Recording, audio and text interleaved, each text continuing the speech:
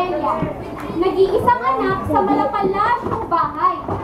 Nag-aaral sa eksklusibong paaralan, de yaya, de kotse.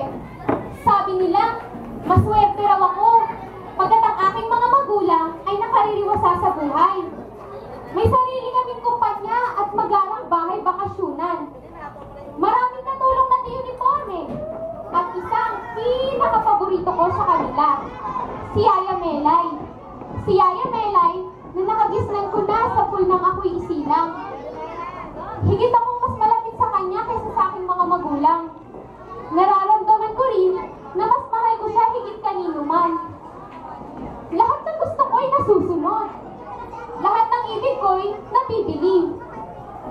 Ngunit, maligaya ba ako? Masaya ba ako sa piling ng aking mama at papa? Nakakalungkot mang isipin